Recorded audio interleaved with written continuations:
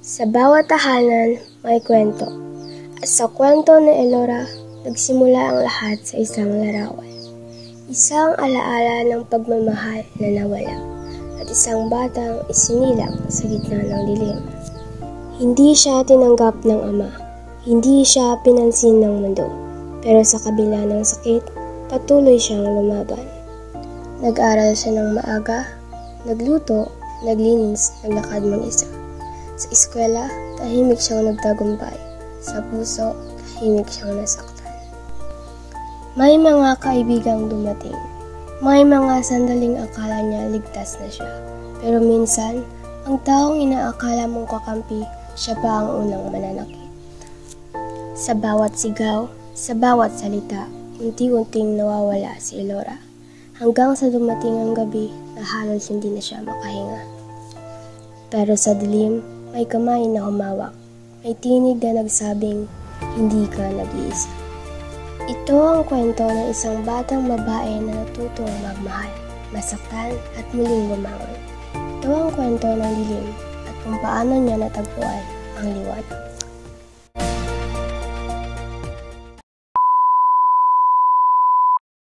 Sa isang madilim na silid nakaupo si Elora, tahimik. Hawak niya ang lumang litrato ng kanyang ina. Ang ilaw mula sa bintana, mahina at malamlam, tila sumasalamin sa lungkot ng kanyang mga mata. Simula nang ako isinilang, hindi na ako tanggap ng ama ko. Sa pagdating ko, nawala na ang pinakamamahal niyang asawa. Sa mata niya, ako ang dahilan.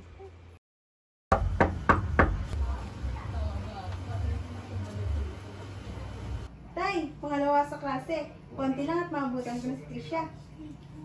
Konti lang pala? Ba't hindi mo nilubos? Pag-aaral na nga lang, hindi mo pa magawa.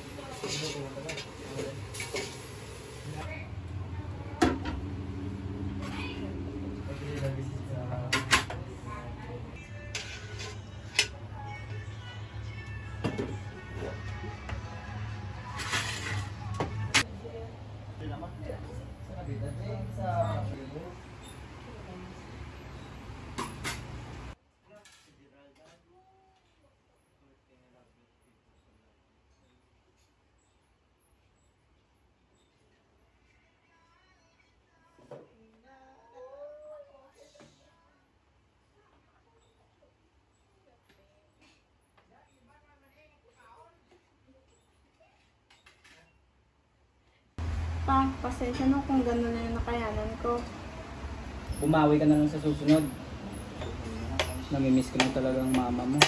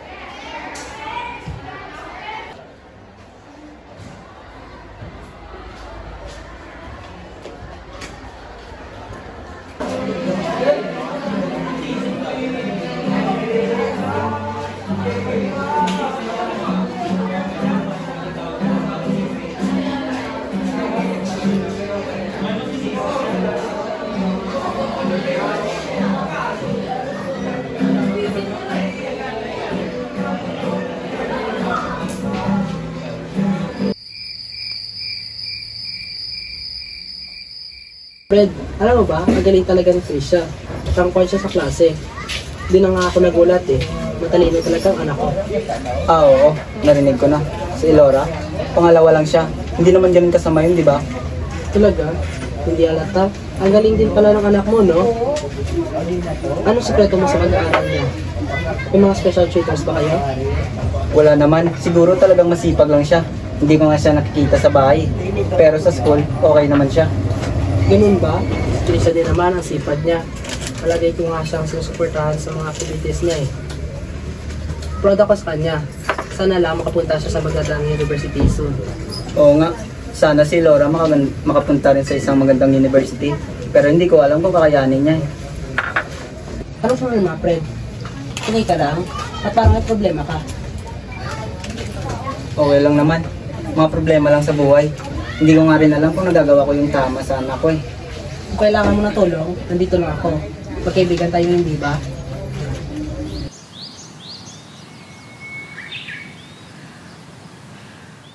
Class, this is your class. Lina, Thea, Raiden, and Kim.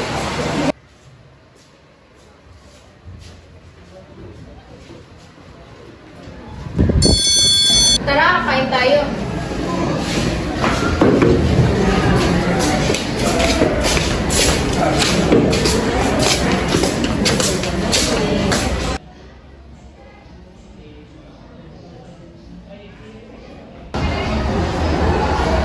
Laura, ano ginagawa mo?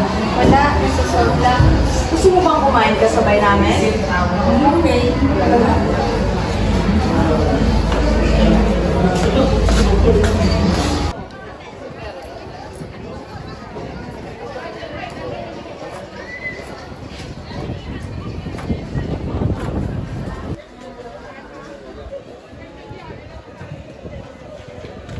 Dito ka na, Elora. May break ako dito.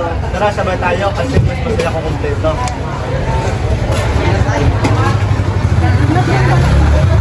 Preso, papusog ka.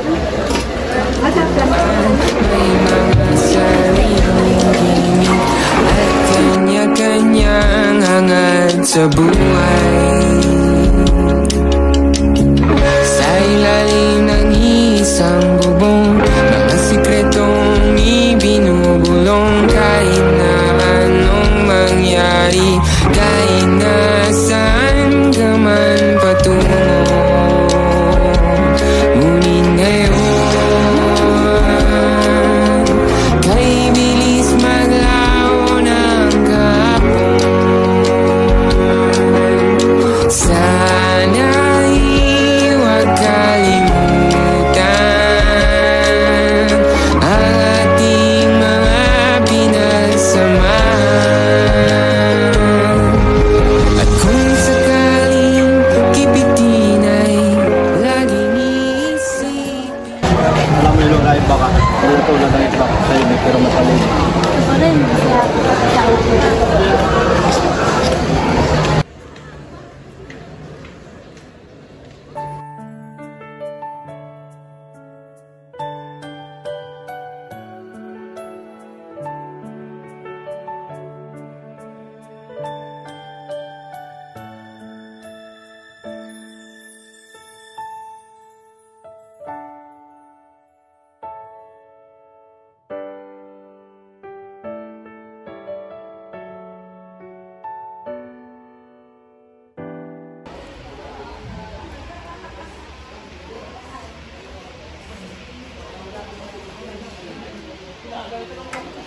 Late ka na naman.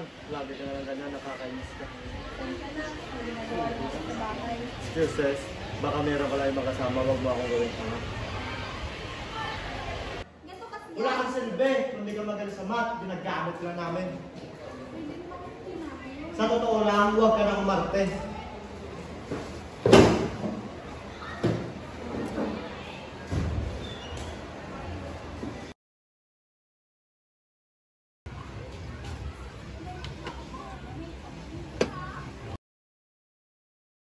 Saan ka nang galing? Anong oras na? May pinag-aralan lang po pa. Aral? Hanggang ngayon? May boyfriend ka na ba? Kaya naglalakad-lakad ka hanggang gabi. Hindi po, may pinag-aralan lang po talaga. Huwag mo akong lukuhin ni Laura. Alam ko mga babae sa ngayong panahon, ang lalandi. Pa, hindi po totoo yan. Totoo, hindi. Ang alam ko, gabi ka na umuwi at pangalawa ka lang sa klase. Hindi mo man lang magawa ang mga bagay na gusto ko.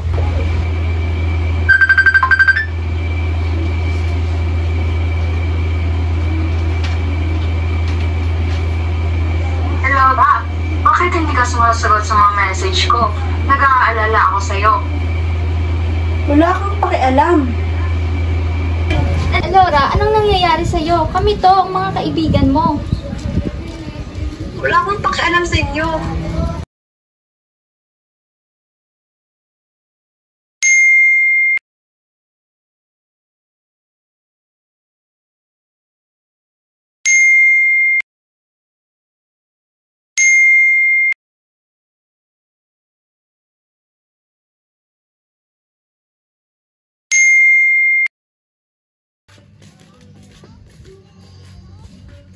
Tao po.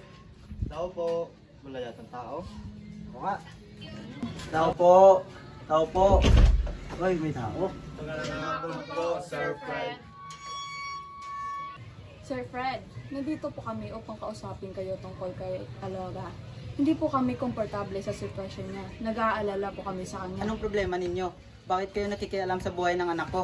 Kami po ay nag-aalala sa kanya dahil hindi na po siya okay. At hindi na rin siya nakikipag-usap sa amin. At hindi na rin siya kumakain ng maayos. Wala kayong pakialam sa amin. Ako ang mag-asikaso sa anak ko.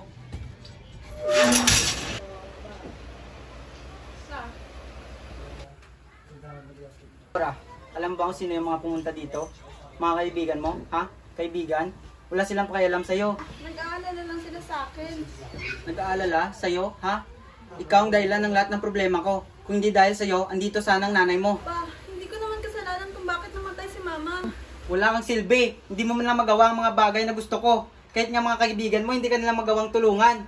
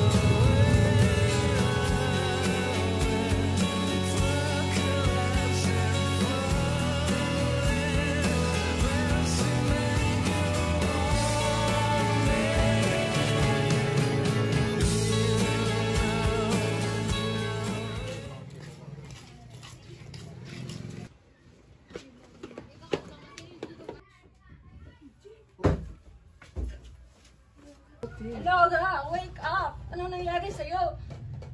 Laura, please, huwag mo tong gawin sa amin. Tawag tayo ng ambulance. Laura, pumapit ka. Nandito kami para sa'yo. Unti-unting bumalik ang sigla ni Elora. Nandiyan ang mga kaibigan, pati na rin si Tatay Fred. Patawad anak, hindi kita naintindihan naman. Pero ngayon, nakikita ko ng ilaw sa'yo. Dilim. Iyon ang naramdaman ko sa buong buhay ko. Pero ngayon, nakikita ko na ang liwanag. Hindi man madali ang buhay, pero may pag-asa pa rin. May mga taong nagmamahal sa akin, at may mga taong handang umalalay. Nakita ko ang liwanag sa dilim. Nakita ko ang pag-asa.